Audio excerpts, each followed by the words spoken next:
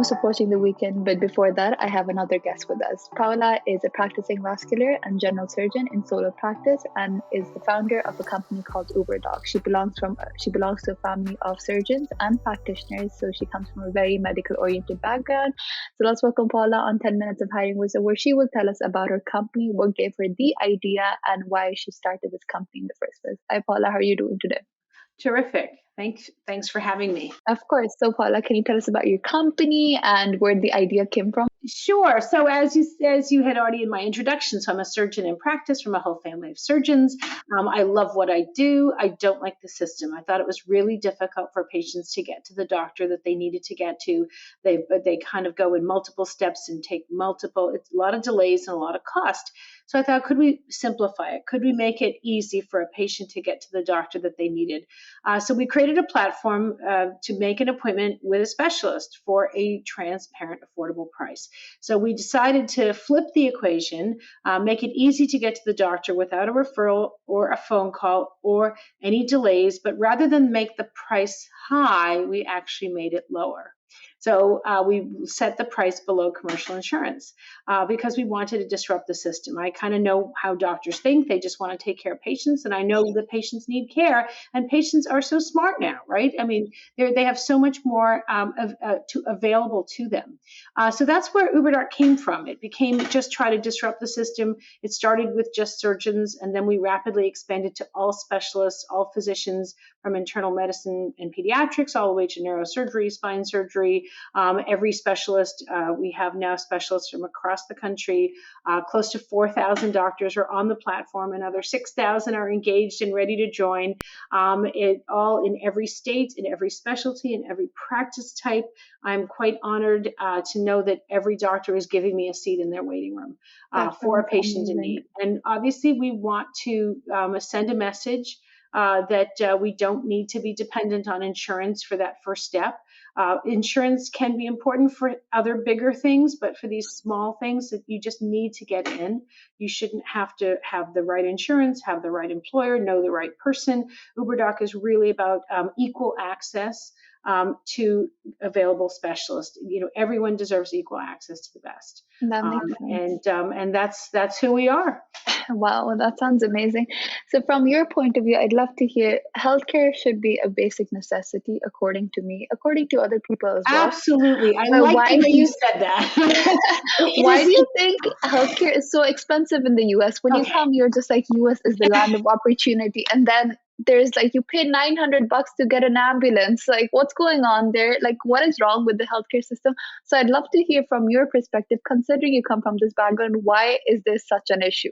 So in the short answer is they think healthcare is not a right, it's a necessity. Exactly that, right? It's not like you have something to earn it. It's not something you deserve or earn. You need it. So you're 100% correct. So, I mean, I think that the alignment is way off. There has been in our system since really back when the beginning of like employer-based benefit plans that came out of World War II, and we built Medicare and Medicaid. In the early 1960s, it was a very paternalistic and monolithic approach to medicine. Right? We know what's best for you. The doctor would tell you, don't ask any questions, just follow my instructions. We're not in that world anymore. I'd like to think more women entered medicine, and we have a very different approach. But we're not in a paternalistic medical world anymore. Our patients are our partners. They come to us with a lot of information. You can't just tell them we know what's best for you. But everything about our healthcare system built on the pillars of the 1960s, 70s, 80s, 90s, the Affordable Care Act was all built on that same premise. And I just think we need to abandon that and think about it really differently. I like to think lateral thinking. The patient and the doctor together are a partnership, and doctors are so super highly trained. I mean, just think about your colleagues in college. Just to get to medical school these days, it's breathtaking skill sets. These brilliant young people, and then the specialty and the training. My residents go off to research They come back, they go into more fellowship training. I mean, it's really remarkable how highly specialized these physicians are, and yet they're entirely inaccessible in the system.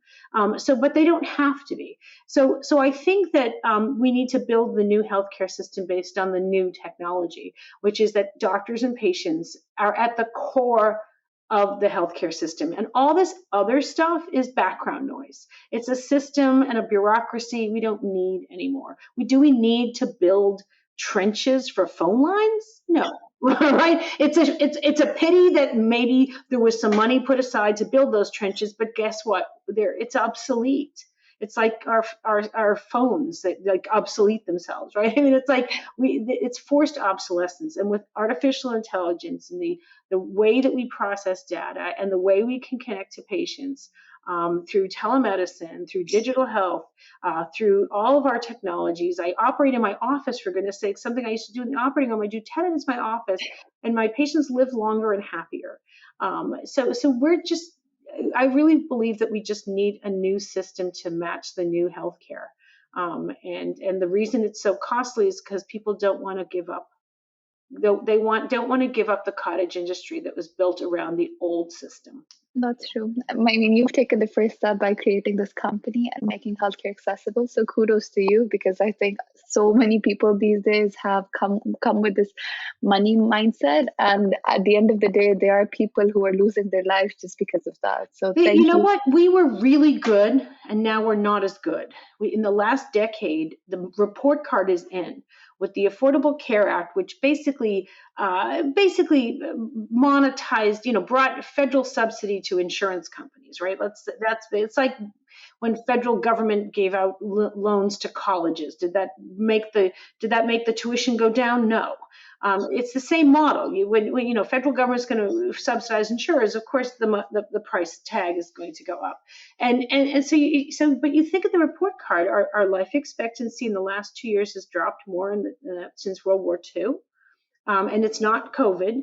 Our maternal fetal death rate is one of the highest of developed nations. We are number, I believe, 36 in the world. We're right behind Bahrain and above Cuba for healthcare. And that's by the WHO. So our report card in the United States isn't very good. For the wealthiest nation in the world, we're not doing very well. And I think that and I think that's because the system, as you said, there's so many people that just don't have access to what they need, and the costs are prohibitive, and the costs are fake, right? There's no transparency in the system. And those costs are driven higher and higher because the insurance companies, I like to think they're akin to like big tobacco or big tech. They've created a product that we can't do without, right? Well, why do you need your insurance card for every little visit, right? Why do they make you use your insurance card for like it's like if we used our car insurance for every oil change, we wouldn't be able to afford to drive. So I think that this dependency on the insurance, because of the lack of transparency, and like you say, we're trying to bring the future. The future's already here. The health, the doctors that are trained, the new medicine is already here, and nothing's really going to stop it. That makes sense. Thank you for sharing that. My next question would be, Paula, specifically during the pandemic, I'm pretty sure your company experienced tremendous growth because it made things much easier for patients.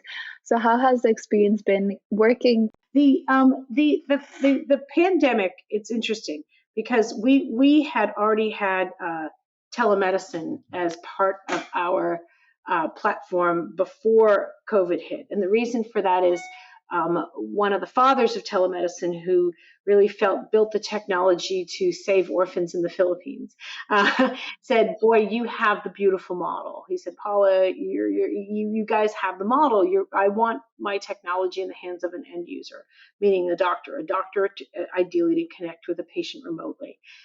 So we had it available, and at the time I was a bit of a doubting Thomas. I said, what is a surgeon going to do with telemedicine, and maybe a psychiatrist? And now, just today, I did two telemedicine visits with my patients. Wow. So anyways, we had that when COVID hit. There was this kind of rush toward like, oh my gosh, what are we going to do next? And it wasn't just about connecting to your patients with a digital technology, because we are in-person exams as well. It was just doctors realizing, wait, we need something else. And so they flooded our platform. We got tons of doctors that came on board and joined our platform from all over. And so COVID really did kind of accelerate that process with both the in-person and the telemedicine. And it kind of brought our borders bigger. We like to say Uberdoc is about finding a doctor who's nearby and available. So the word nearby now changed definition. It could be a doctor within the state lines. I still think most of our visits are still in person. Most of them are, you need a urologist, or you need your eyes checked. But we also have like a phenomenal rheumatologist, and she is available now to so many more patients than people that are just within her 10-mile radius. Wow. So COVID did kind of bring to the forefront some of these issues in a much more rapid way than we would have. This sounds amazing. And I'm glad that people like you are putting in so much effort just to provide healthcare accessible to many people out there who otherwise won't be able to afford it. So thank you for doing that. Last question, Paula, would be that is your company hiring? What kind of positions are open and what kind of people are you wanting to join your company? So that's a great. So we love smart people, and I do love smart women, especially. My co-founder is a young woman, so I plug for women. No, no, we are. Yes, absolutely. We're very exciting. We're in diligence now. We're going into kind of a new phase in the company. We're getting bigger, and we are looking for people. I'm on the marketing. We obviously are a two-pronged marketplace, right? We have like the doctors on one side, and we have the patients on the other. So it's fun to, you have to, get the doctors on board and on the platform, but the fun part is really direct to consumer.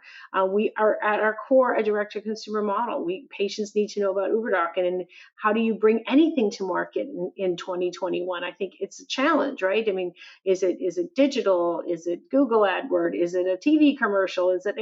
Think about how does anyone learn about anything today? But there's a lot of talent out there, and so if you are out there, if you are young and hungry, we do get people who are interested in public health and pre-medical students applying to medical school. We have a good track record with our interns who work with us who go on to medical school, but also there are people who are out there with, again, this kind of intersection between computer science and public health, but also it's a marketing company. And a platform. So I like to think that we are, at our core, that we have a lot of interesting talent, but specifically we're looking for our marketing people right now. Okay. Well, your company sounds absolutely amazing, Paula, and it's great to see the things that you're doing. Thank you so much for joining on this show. We love to keep things short, but it was an absolute pleasure learning about your perspective as a doctor regarding healthcare, and we can definitely see the issues, but it's people like you who are willing to question the things that are going wrong and making a difference. So thank you so much for doing all of this for patients out there specifically seeking help. You're very kind. Thank you very much for having me.